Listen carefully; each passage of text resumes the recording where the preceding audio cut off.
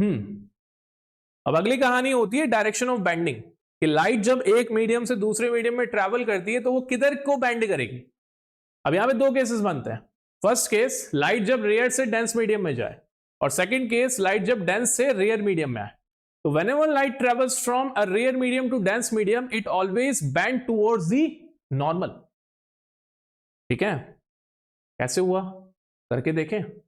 मान लो ये हमारा फर्स्ट मीडियम है जिसका रिफ्रैक्टिव इंडेक्स n1 है और ये रेयर था। सेकंड मीडियम जिसका रिफ्रैक्टिव इंडेक्स n2 है और ये डेंस है। जब ये incident ray of light mediums में ट्रैवल कर रही थी तो इस O पॉइंट पे, बाउंड्री के O पॉइंट पे स्ट्राइक करती है और ये बेंड कर जाती है। ये लाइट का ओरिजिनल पैथ है, जो मैंने डैश करके बना रखा है, ये ओरिजिनल पैथ है। तो नॉर्मल के साथ में इंसिडेंट रे ऑफ लाइट ने एंगल बनाया I, और रिफ्रैक्टेड रे ऑफ लाइट ने नॉर्मल के साथ में एंगल बनाया R। हमें साफ विजिबल है कि R is less than I। अगर R I से कम होगा तभी तो ये refracted ray of light normal की तरफ बेंड करेगी। हम इसको प्रूफ करने वाले हैं। ठीक है, हमें दे क्या रखा है कि जो फर्स्ट मीडियम है वो रेयर है और सेकंड मीडियम डेंस है। तो हो ना हो, अब तक इतना पढ़ने के बाद में हमें ये बात तो पता पड़ चुकी है कि अगर कोई मीडियम डेंस होता है तो उसका रिफ्रैक्टिव इंडेक्स रेयर वाले मीडियम से ज्यादा होता है।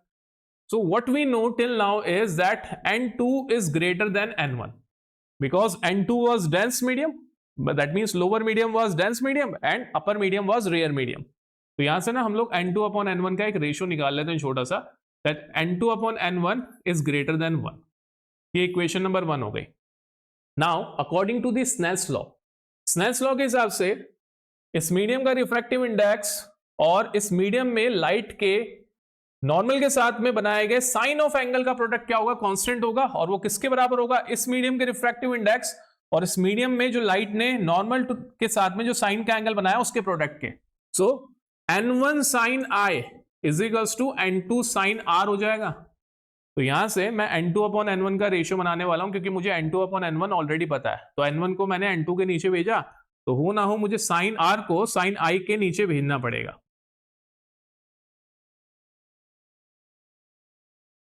फ्रॉम 1 मेरे पास में ऑलरेडी n2 बाय n1 का रेशियो है। n2 by n1 is actually greater than 1। तो sine I upon sine R is greater than 1। Cross multiply कराया तो sine I is greater than sine R। दोनों साइड पे जब साइन होता है ना तो आप साइन हटा सकते हो। तो क्या निकल के आया हमारे पास में, I is greater then R। I is greater then R इस बात का एविडेंस है कि angle of refraction angle of incidence से छोटा है, मतलब हो ना हो हमारा जो रिफ्रैक्टेड रे है वो किसकी तरफ बेंड हो चुका है, normal. So that's how we can prove that whenever light travels from a rare medium to denser medium it bends towards the normal of the boundary between two mediums. आसान सी बात है। केस 2, इस case में light dense medium से rare medium की तरफ जा रही है। तो हमारा ऊपर वाला मीडियम इस बार डेंस है और नीचे वाला मीडियम इस बार रेयर है। मान लो डेंस मीडियम में जो इंसिडेंट रे ऑफ लाइट है उसने एंगल I बनाया है, और रेयर मीडियम में जो रिफ्रैक्टेड रे ऑफ लाइट है उसने एंगल R बनाया। So whenever light travels from a denser medium to rare medium it bends away from the normal. ये नॉर्मल से दूर चली जाती है।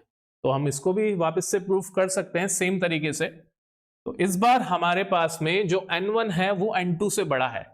So that means n1 is greater than n2, और यहां से कंक्लूजन क्या निकला कि n1 upon n2 is greater than 1। कैसे निकालते हैं, इस n2 को नीचे भेज दो, या ऐसे नहीं कर सकते हो आप लोग, तो ऐसा कर सकते हो, दोनों साइड पे n2 से डिवाइड कर लिया। जैसे दोनों साइड पे n2 से डिवाइड करा तो n2 से n2 कैंसिल होकर राइट में क्या आ गया, 1 आ गया। इजी सी बात है। तो जैसे आप इक्वल के साथ में करते हो वैसे आप ग्रेटर देन लेसर देन के साथ में भी चीजें कर सकते हो।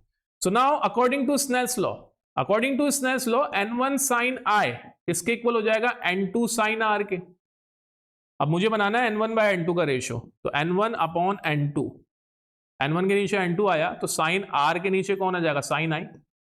अब जिस रेशियो के लिए आपको ग्रेटर देन और लेसर देन की वैल्यूज पता हो ना, कोशिश करके उस रेशियो को राइट हैंड साइड में रखा करो, उससे साइन फ्लिप करने की रिक्वायरमेंट खत्म हो जाती है। ये मेरी पर्सनल सजेशन है कि इस तरीके से करोगे तो कभी गलतियां नहीं होगी। तो sine R upon sine I क्या बन जाएगा, n1 अपॉन n2 का रेशियो, और n1 बाय n2 हमारे पास में क्या है, ग्रेटर देन 1।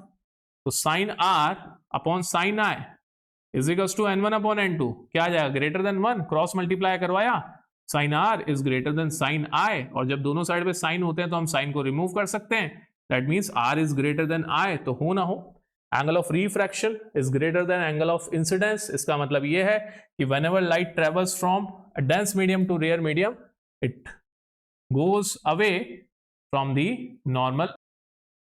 Easy?